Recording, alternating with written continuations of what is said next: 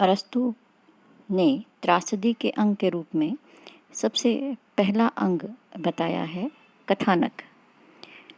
कथानक के भेद के संबंध में बात करते हुए अरस्तु कहते हैं, कथानक ऐतिहासिक, काल्पनिक या आनुश्रुतिक हो सकता है।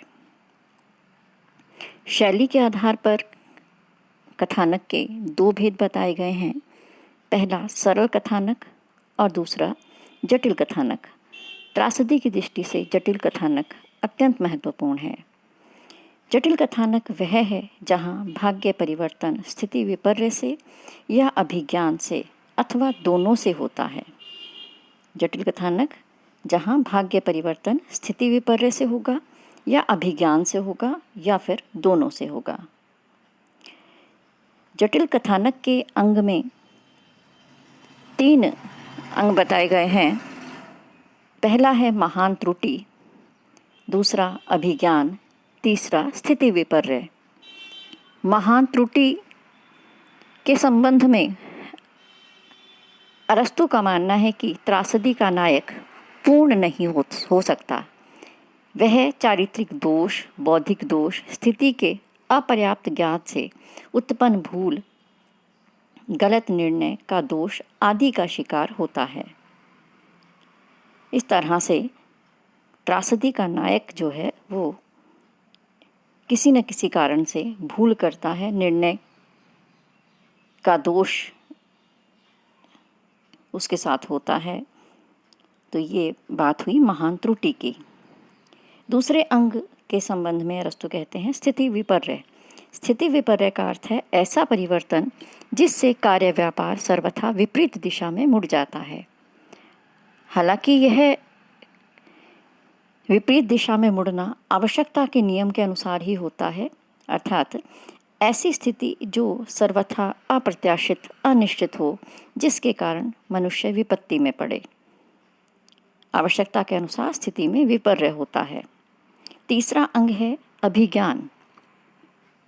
अभिज्ञान का अर्थ है अज्ञान का ज्ञान में परिणत होना। अभिज्ञान से पात्रों के मन में प्रेम या घृणा उत्पन्न होती है जो उनके सौभाग्य या दुर्भाग्य का कारण बनती है, यानी कि किसी न किसी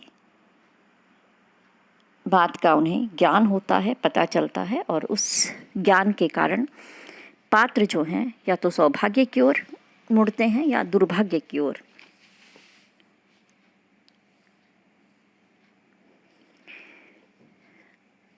यह अभिज्ञान कई तरह से हो सकता है। पहला तो कवि स्वेच्छा से ही अभिज्ञान करवाता है। दूसरा स्मृतिजन्य अभिज्ञान होता है। स्मृतिजन्य अभिज्ञान से तात्पर्य है कि पात्र को, नायक को कोई ना कोई बात याद आ जाती है और इसके फलस्वरूप उसे ज्ञान हो जाता है, उसे स्थितियों का पता चलता है। तीसरा है वितर्क मूलक, यानी कि वितर्क के माध्यम से जो अभिज्ञान होता है, नायक ज्ञान को प्राप्त करता है, यह वितर्क मूलक है। अरस्तु का मानना है कि सर्वोत्तम ज्ञान वही है जो घटनाओं के भीतर से उत्पन्न होता है, अर्थात बाह्य रूप से थोपा हुआ नहीं होता। स्थितियों के कारण ही यह अभिज्ञान पात्र को होता है और ऐसा अभिज्ञान ही सर्वोत्तम है, क्योंकि इसी से अपने आप ही घटनाओं से पात्र ज्ञान प्राप्त करता है। अभिज्ञान का एक भेद और है चिन्हों के द्वारा अभिज्ञान। चिन्हों के द्वारा अर्थात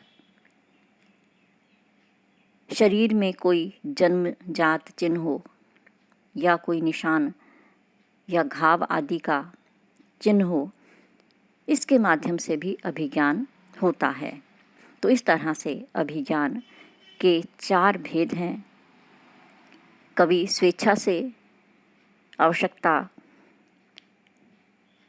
के अनुसार नहीं, बल्कि स्वेच्छा से ही अभिज्ञान करवाता है।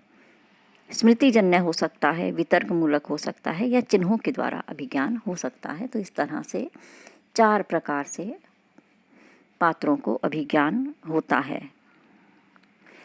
त्रासदी के कथानक के गुण के संबंध में अगर हम बात करें तो त्रासदी में के कथानक में पूर्णता होनी चाहिए, एकान्विति होनी चाहिए, आवश्यकता या संभाव्यता होनी चाहिए और कथानक सहज रूप से आगे बढ़ना चाहिए।